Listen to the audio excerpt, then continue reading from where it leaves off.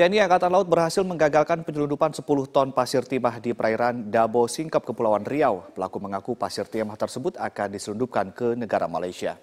TNI Angkatan Laut selain menyita 10 ton pasir timah dan sebuah kapal, petugas menangkap 3 orang ABK. Pengintaian aktivitas penyelundupan dilakukan tim Western Fleet Quick Response Lantamal 4 Tanjung Pinang sejak 2 bulan terakhir. Komandan Pangkalan Utama TNI Angkatan Laut 4 Tanjung Pinang, Laksamana Pertama TNI S. Irawan, mengatakan penyelundupan pasir timah ini diduga melibatkan sindikat internasional. Diperkirakan akibat aktivitas ilegal penyelundupan pasir timah ini, negara dirugikan hingga 10 miliar rupiah. Ya, curen gimana?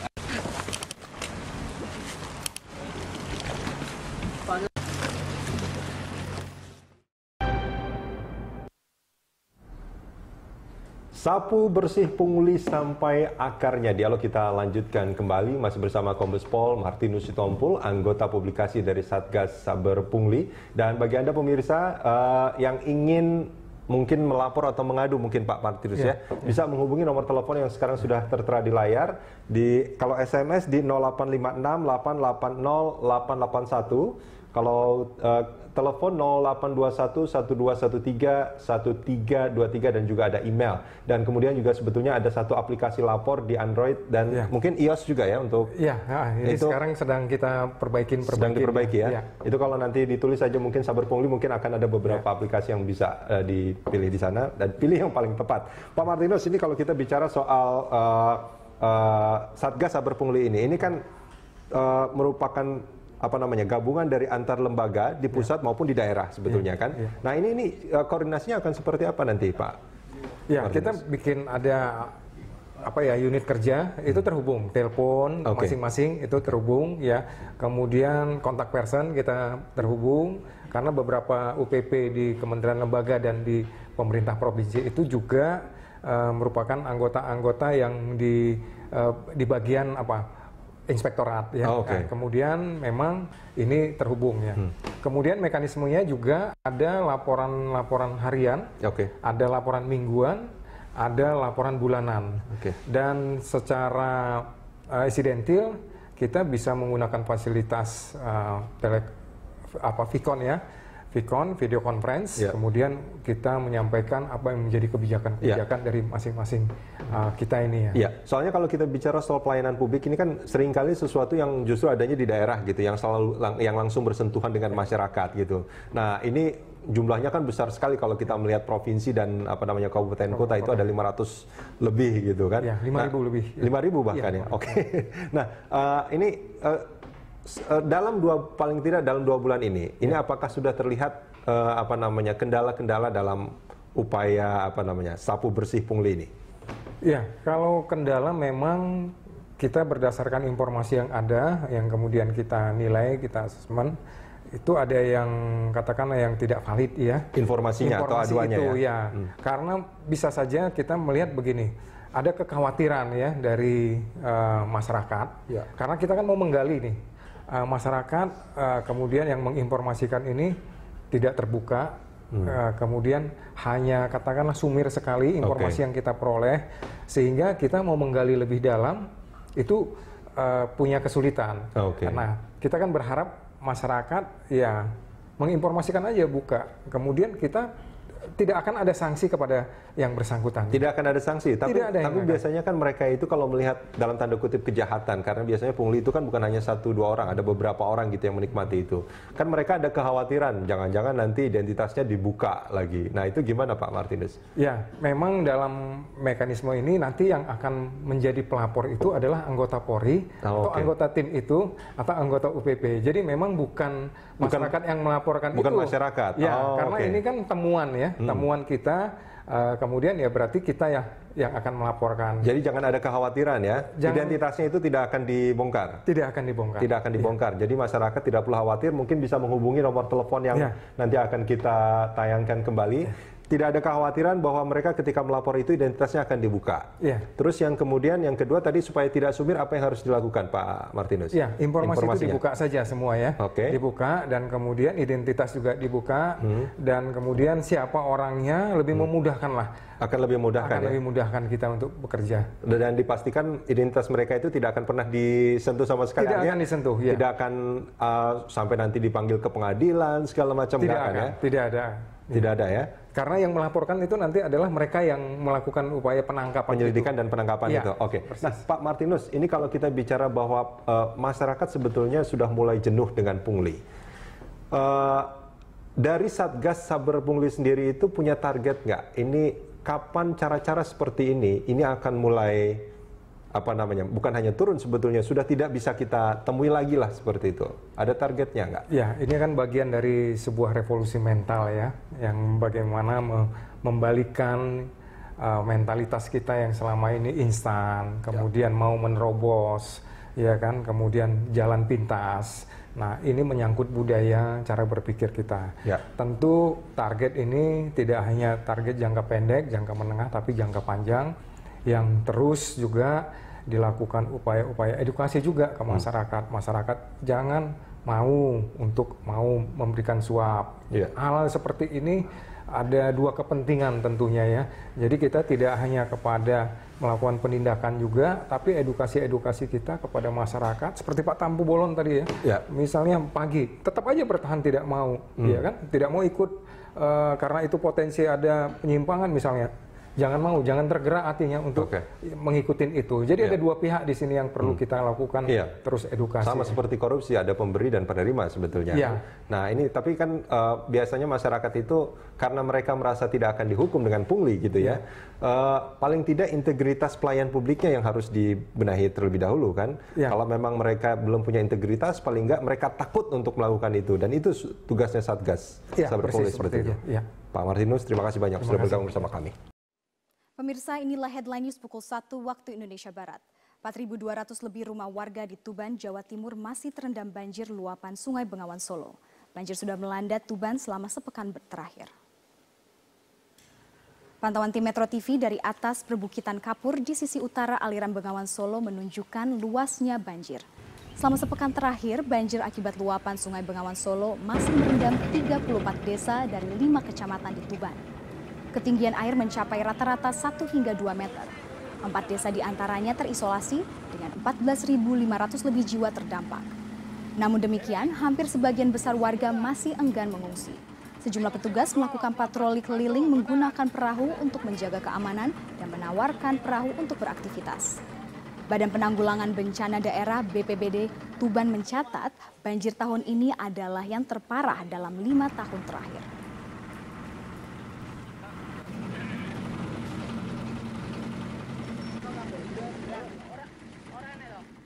Bismillahirrahmanirrahim. Assalamualaikum warahmatullahi wabarakatuh. Pertama-tama saya ingin menyampaikan terima kasih kepada seluruh jajaran pimpinan KPK yang telah menginformasikan mengenai kejadian operasi tangkap tangan terhadap salah satu staf di Direktorat Jenderal Pajak. Tentunya saya sangat kecewa terhadap tindakan dari aparat pajak, terutama pada saat kami semuanya sedang di dalam proses untuk membangun kembali kepercayaan wajib pajak melalui suatu program tax amnesty yang ini menggambarkan dibutuhkannya kepercayaan dua belah pihak, yaitu dari wajib pajak dan juga dari aparat pajak. Tindakan yang dilakukan oleh Oknum HS dari Direktorat Jenderal Pajak mencerminkan suatu pengkhianatan terhadap prinsip-prinsip tata kelola yang baik, integritas, dan kejujuran yang selama ini merupakan nilai-nilai yang dianut oleh Kementerian Keuangan dan Direktorat Jenderal Pajak. Jadi ini merupakan suatu tindakan yang mencederai nilai-nilai dan tentu juga mencederai kepercayaan dari koleganya yang lain. Seperti dikatakan oleh pimpinan KPK, Pak Agus, bahwa sebagian besar dari jajaran Direktorat Jenderal Pajak adalah para aparat yang punya komitmen tinggi. untuk membangun institusi pajak menjadi institusi yang bisa dipercaya oleh publik, untuk mengumpulkan kewajiban sangat pajak mengecewakan bagi seluruh jajaran Direktorat Jenderal Pajak dan tentu bagi pimpinan di Kementerian Keuangan, termasuk saya sendiri secara pribadi yang sangat kecewa. Kami Kementerian Keuangan, saya sendiri akan terus mendukung langkah KPK untuk mengusut kasus ini secara tuntas. Kasus ini sudah masuk di dalam proses penegakan hukum dan oleh karena itu Kementerian Keuangan akan berkomitmen membuka akses yang seluas-luasnya bagi KPK untuk mendalami kasus ini. Karena saya sangat menginginkan bahwa momentum ini akan menjadi salah satu trigger atau pemicu yang kredibel bagi pembersihan dan perbaikan Direktorat Jenderal Pajak. Kalau kami selama ini berkomunikasi bahwa melalui tax amnesty dan reformasi kami ingin membangun kepercayaan publik, maka kami menganggap bahwa hikmah dari OTT ini adalah suatu upaya yang jauh lebih sistematis dan kredibel untuk membangun Direktorat Jenderal Pajak yang bersih dari korupsi dan memiliki nilai integritas yang baik. Kami juga akan bekerja sama dengan KPK untuk mengintensifkan berbagai upaya pencegahan korupsi dan memperbaiki sistem tidak hanya di Direktorat Jenderal Pajak, tadi di Kementerian Keuangan keseluruhan. Kami menganggap bahwa Kementerian Keuangan merupakan lembaga yang sangat penting, sangat strategis yang memiliki amanah untuk mengelola keuangan negara secara bersih dan kredibel. Dan itu tidak mungkin dilakukan secara sendiri tanpa ada bantuan dan dukungan dari institusi yang kredibel seperti KPK. Sehingga saya sangat menyambut dan meminta untuk KPK membantu kami. Sehubungan dengan reformasi di Direktorat Jenderal Pajak yang telah saya sampaikan beberapa saat ini, maka saya akan segera membentuk dan mengumumkan tim reformasi di Direktorat Jenderal Pajak yang tidak hanya menyangkut masalah korupsi, tapi menyangkut ada 5 hal yang sangat strategis. Yang tentu pertama adalah masalah SDM dan Code of Conduct. Ini menyangkut masalah integriti, pembersihan terhadap aspek-aspek korupsi, tapi lebih kepada juga perbaikan skill, kompeten, dan profesionalisme. Yang kedua adalah menyangkut masalah information system dan database, karena ini akan sangat membantu kami untuk mengidentifikasikan kewajiban dari wajib pajak secara objektif dan mengurangi interaksi dari aparat pajak secara tidak perlu yang kemudian bisa menimbulkan berbagai transaksi seperti yang terjadi pada OTT ini. Yang ketiga, kami perlu dan memandang penting untuk memperbaiki bisnis proses. Selamat malam, Anda menyaksikan Headline News pukul 21 waktu Indonesia Barat. Pemirsa, Polda Metro Jaya telah menetapkan Buniyani sebagai tersangka terkait dugaan pencemaran nama baik. Untuk mengetahui informasi selengkapnya, kita simak langsung mendengarkan keterangan pers dari Kabid Humas Polda Metro Jaya, Kombes Pol Awi Setiono. Romawi 10 2016 PMJ di Reskrim Sus pada tanggal 7 Oktober 2016. Kita ketahui bersama bahwasannya LB tersebut pelapornya adalah Andi Windo Wahidin SHMH. Kasusnya tentang pencemaran nama baik dan penghasutan atau SARA. Adapun untuk identitas terlapor, yaitu nama BY, jenis kelamin laki-laki, tempat tanggal lahir Lombok Timur 16 Mei 1969, pekerjaan dosen agama Islam, Kewarganegaraan Indonesia, alamat Kalibaru Permai Blok B2, nomor 15 RT 002007, Kelurahan Kalibaru, Kecamatan Cilodong, Depok, Jawa Barat. Hasil dari proses penyidikan selama ini yang telah dilakukan oleh Subdit Cybercrime Polda Metro Jaya sudah melakukan pemeriksaan terhadap saksi-saksi, kemudian saksi ahli,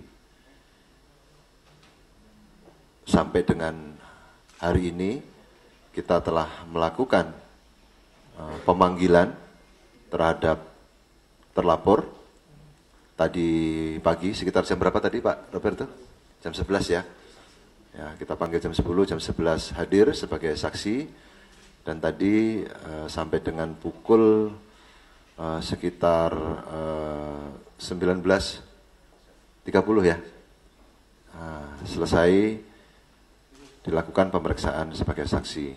Namun demikian dengan hasil pemeriksaan, hasil konstruksi hukum, pengumpulan alat-alat bukti dari penyidik pada kesempatan malam hari ini sekitar pukul 20.00 dengan bukti permulaan yang cukup, yang bersangkutan saudara BY kita naikkan statusnya menjadi tersangka. Bahwasanya yang bersangkutan dari tuduhan persangkaan oleh pelapor terkait dengan pencemaran nama baik dan penghasutan SARA yang dapat kita penuhi terkait dengan unsur-unsur perbuatan pidananya, yaitu terkait dengan. Kita beralih ke informasi. Penyidik Polda Metro Jaya memanggil sejumlah saksi untuk mendalami kasus penghadangan kampanye yang terjadi pada pasangan Cagup dan Cawagup DKI Jakarta, Basuki Cahayapurnama dan Jarod Saiful Hidayat di kawasan Kembangan Utara. Cawagup petahana Jarod Saiful Hidayat menjadi salah satu saksi yang hadir untuk memberikan keterangan. Kita bergabung bersama dengan rekan kami Aftian Siswoyo langsung dari Mapolda Metro Jaya di Jakarta untuk informasi selengkapnya. Aftian, apa saja keterangan yang disampaikan Jarod Saiful Hidayat sebagai saksi kepada penyidik Polda Metro Jaya? Robert, hari ini Jarod Saiful Hidayat tiba di Mapolda Metro Jaya pada pukul 16 waktu Indonesia Barat, dan Jarod sempat memberikan beberapa keterangan kepada awak media bahwa terkait kehadirannya hari ini adalah berkapasitas sebagai saksi terkait kasus penghadangan ketika melakukan kampanye di kawasan Kembangan Utara. Dan di sini Jarod juga akan memberikan penjelasan serta klarifikasi atas tindak pidana pilkada yang dialami. Kemudian Jarod juga menjelaskan bahwa banyak sekali yang melakukan penghadangan ketika melakukan kampanye di kawasan Kembangan Utara, baik ketika Jarod berada di lapangan ataupun ketika melakukan sholat asar di masjid. Dan dalam minggu ini pihak kepolisian akan menyelesaikan berkas perkara dan diserahkan ke jaksa penuntut umum untuk proses tindak lanjut. Dan selain Jarod, hari ini juga dihadirkan 11 orang saksi lainnya untuk memberikan keterangan. Dan hingga saat ini memang pihak kepolisian masih belum menetapkan tersangka dalam kasus penghadangan yang dilakukan oleh salah satu warga berinisial NS yang disebut sebagai komandan lapangan. Dan tadi setelah kehadiran Jarod, tadi juga hadir dalam pemanggilan hari ini adalah Ketua DPRD DKI Jakarta, Prasetyo Edy, dan di sini Prasetyo Edy mengatakan bahwa mengetahui terkait permasalahan ini, yaitu permasalahan penghadangan ketika melakukan kampanye di kawasan Kembangan Utara. Prasetyo Edy juga meskipun tidak mengikuti kampanye di kawasan Kembangan Utara, namun sebagai ketua tim hari ini datang berkapasitas sebagai saksi. Dan Prasetyo Edy juga menjelaskan bahwa ada beberapa bukti yang dibawa, termasuk yaitu bukti video dan juga beberapa bukti foto. Dan berikut merupakan pernyataan selengkapnya dari Jarod Saiful Hidayat. Terlapornya hanya NS saja yang di Kembangan itu atau ada yang lain? Saya tidak tapi kemungkinan itu kan ada banyak yang menghadang ya. Baik menghadang pada saat di lapangan maupun pada saat saya sudah ke tempatnya Pak Haji Saman dan menunaikan ibadah sholat asar, itu masih mereka ikut. Pak, PDIP sudah menyebut ada keterlibatan tokoh politik di balik penghadangan itu, siapa sebenarnya Pak? Saya nggak ngerti, tanyakan pada penyidik nanti ya. Tugasnya Panwas, tugasnya polisi untuk bisa menyidik. Robert. Baik, terima kasih Aftian Siswoyo atas informasi Anda. Calon Wakil Gubernur DKI Jakarta Jarod Saiful Hidayat mempertanyakan kinerja Badan Pengawas Pemilu atau Bawaslu yang seolah lamban memproses aksi-aksi penghadang kampanye. Peneliti Divisi Hukum Perludem, Fadli Ramadhani, menilai Bawaslu dan polisi harus menindak tegas pelaku yang mengganggu hak konstitusional paslon untuk memberikan efek jerah. Main aja ke PDIP.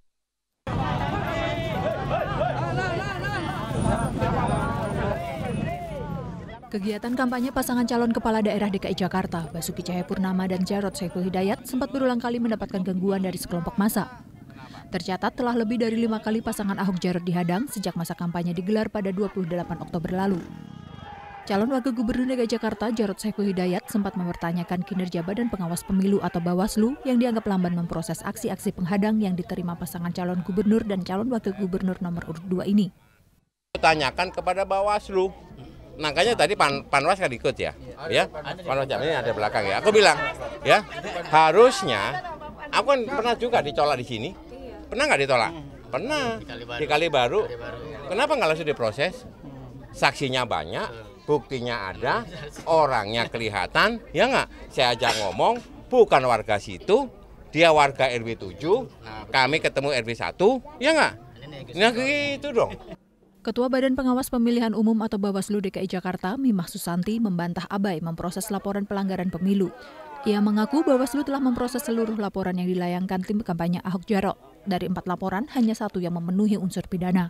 Ada 1 laporan yang disampaikan oleh tim pasangan calon nomor urut 2 itu yang memenuhi unsur tindak pidana pemilu. Dan itu sudah kita tindak lanjuti atau kita rekomendasikan kepada pihak kepolisian.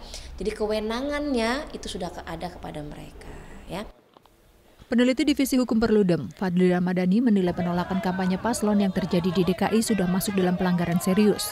Karena itu, ia meminta Bawaslu dan polisi segera bertindak. Penolakan ini atau bukan penolakan sebetulnya, tapi mengganggu tahapan kampanye ini mesti ditindak secara hukum. Nah, makanya pembelajaran penindakan secara hukum itu nanti akan memberikan efek jera kepada orang yang akan melakukan atau orang yang masih melakukan. Nah, makanya menurut saya ini tidak bisa dibiarkan. Kalau ini dibiarkan dan tidak ditindak secara tegas, ini bisa menjadi presiden bagi daerah lain yang melangsungkan pilkada di 100 daerah yang lain. Kegiatan kampanye adalah hak setiap pasangan calon kepala daerah yang dilindungi oleh undang-undang. Jika hal ini dibiarkan, dikhawatirkan tidak hanya akan menjadi presiden buruk bagi pelaksanaan demokrasi, tetapi juga penegakan hukum di Indonesia. Apalagi ada ancaman pidana bagi para pelaku. Tim Liputan Metro TV. Banyak cara dilakukan warga untuk mendukung pasangan calon gubernur DKI Jakarta dalam memenangkan Pilkada DKI 2017 mendatang. Ya, salah satunya dengan penggalangan dana kampanye rakyat yang digagas oleh kaum ibu-ibu sebagai simpatisan pasangan nomor urut 2 Ahok Jarot. Dalam rangka mendukung pasangan petahana Ahok Jarot, kelompok ibu-ibu arisan di RW 12 Pejagalan Penjaringan Jakarta Utara menggalang dana kampanye rakyat. Meski sederhana, sejumlah ibu mengaku sukarela menyumbangkan uang mereka terhadap perjuangan Ahok Jarot.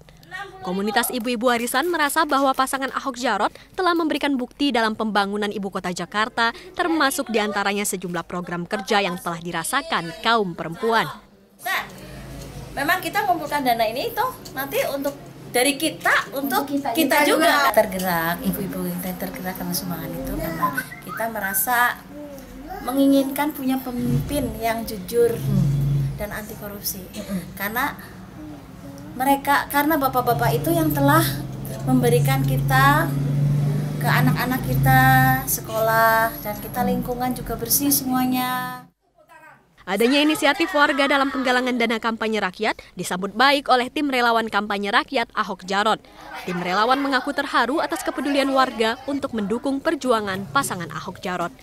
Oke, jadi dari ibu-ibu arisan di sini mereka biasa sebulan sekali memang melakukan arisan, dan pada arisan di bulan ini mereka mengundang kita dari tim penggalangan dana untuk bersama-sama melakukan kampanye rakyat untuk mendukung Basuki Jarot sebagai pasangan calon gubernur dan wakil gubernur. Jadi ibu-ibu yang arisan tadi agak bingung mau ikut berpartisipasi dalam kampanye rakyat, tapi caranya gimana? Jadi kemarin perwakilan ibu RT-nya datang ke Rumah Lembang.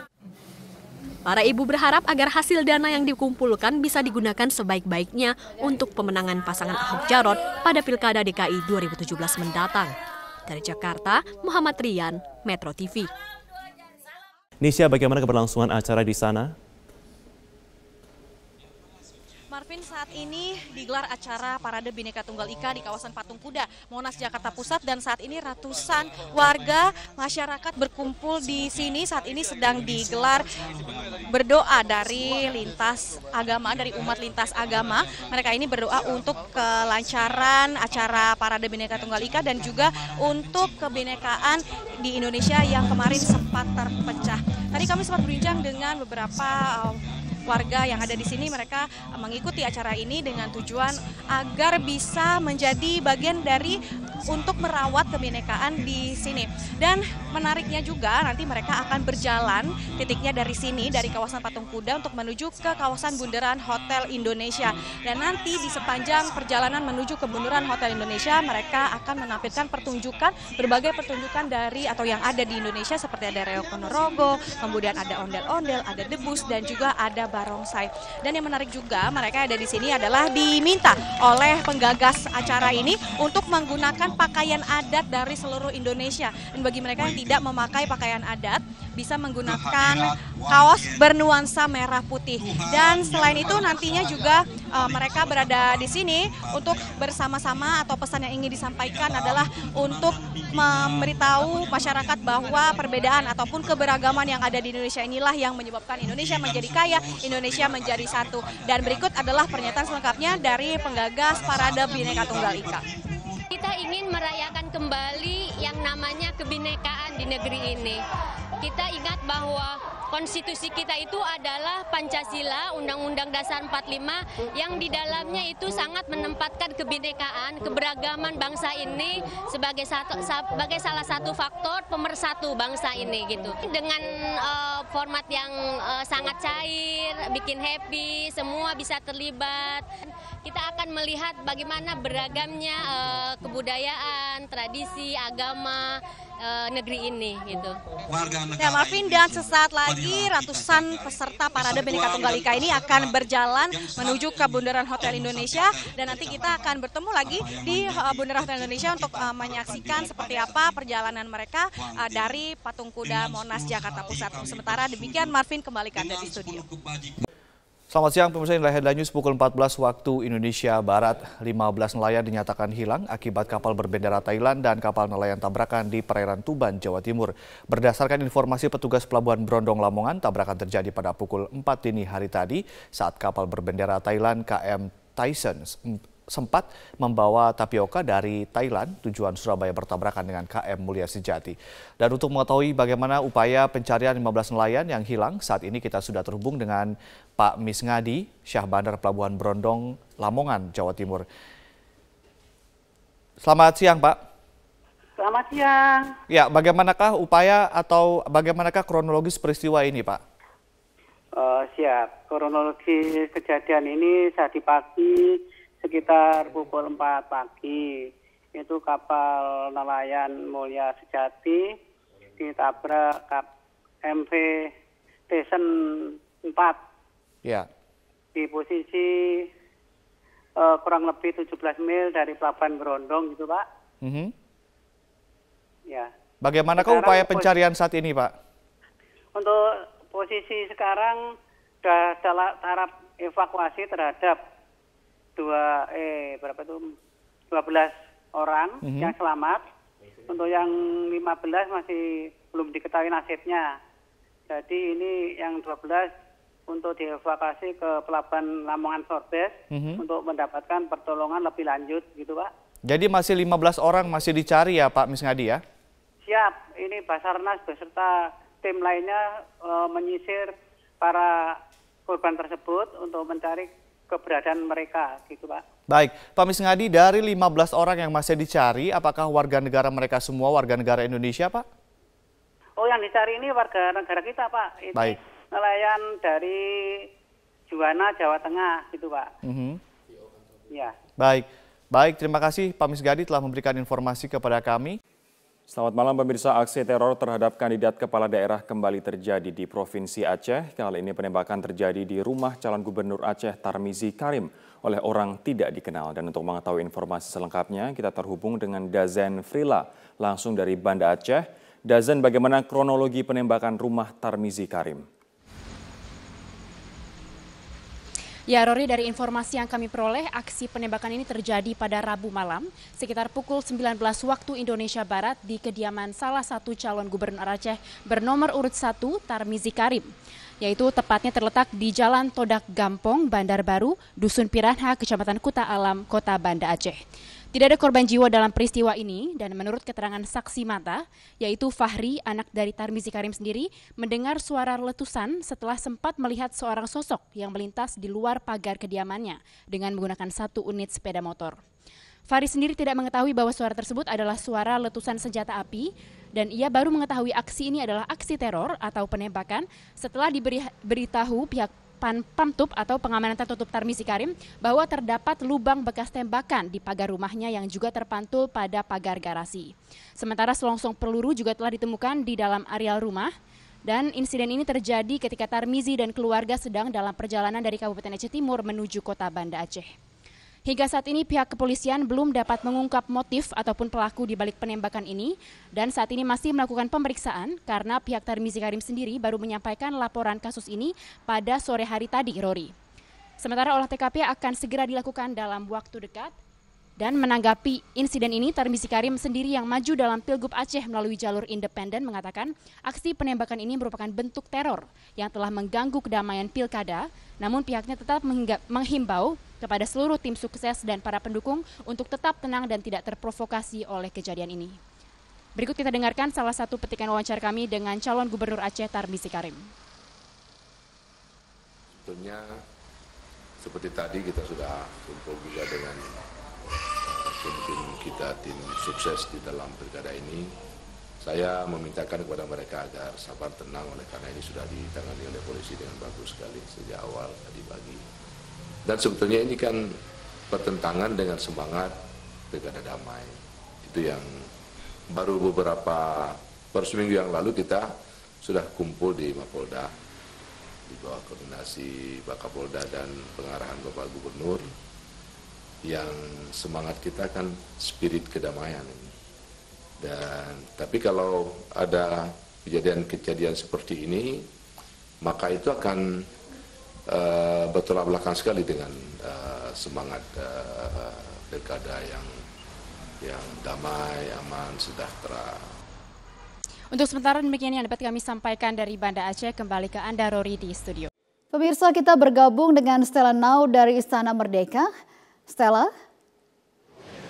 ini adalah pertemuan yang kedua antara kedua tokoh dalam sebulan terakhir ini. Sebenarnya apa yang ingin disampaikan oleh kedua tokoh ini yang pernah menjadi rival dalam Pilpres 2014 lalu?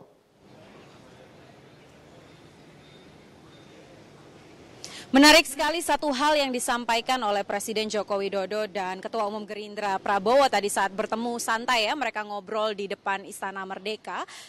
Satu hal yang ingin ditekankan adalah bagaimana dalam menjaga perdamaian dan juga kesatuan NKRI ini itu tidak hanya saja Presiden yang bisa berperan, tetapi juga semua tokoh bangsa juga bisa ikut turut memerankan peran penting untuk menekankan kepada masyarakat Indonesia bahwa NKRI adalah harga mati. Dan ini kalau kita ambil istilah uniknya ya, tadi sempat disinggung juga oleh Prabowo ini adalah kunjungan nasi goreng berbalas ikan bakar. Artinya kemarin pada akhir Oktober ketika Presiden Joko Widodo berkunjung ke Hambalang itu disediakan nasi goreng, namun ketika Ketua Umum Gerindra Prabowo hadir di sana kali ini dihadirkan ikan bakar. Seperti itulah suasana hangat dan juga akrab yang digambarkan oleh mantan rival antara Presiden Joko Widodo dan juga Ketua Umum Gerindra Prabowo. Selain itu juga tadi Presiden Joko Widodo menyampaikan bahwa sayang sekali kalau hanya perbedaan politik, kalau hanya perbedaan pandangan dalam sebuah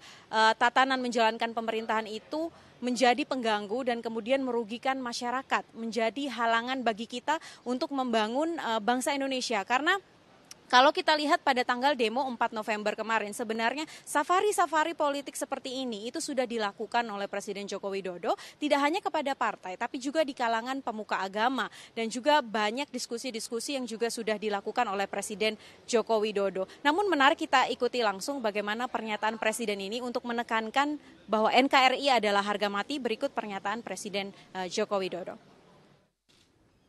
Dan saya dengan Pak Prabowo juga berkomitmen untuk bersama-sama menjaga Indonesia yang majemuk ini.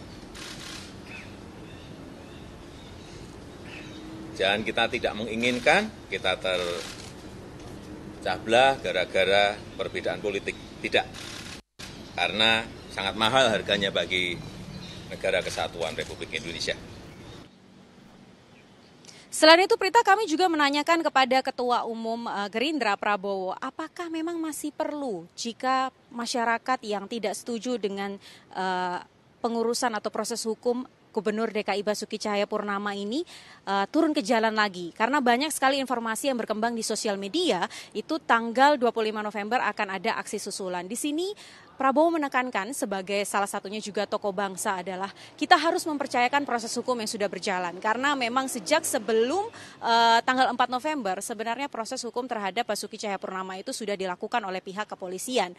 Jadi ketika kemarin sudah digelar perkaranya, sudah jelas status hukumnya, tentunya kita harus menunggu lebih lanjut apakah kepolisian akan bekerja secara profesional atau tidak, itu yang harus diawasi. Sehingga tidak perlu lagi ada aksi turun ke jalan yang kemudian berujung gaduh ataupun ricuh. Seperti apa pernyataannya, kita ikuti langsung pernyataan Ketua Umum Gerindra Prabowo.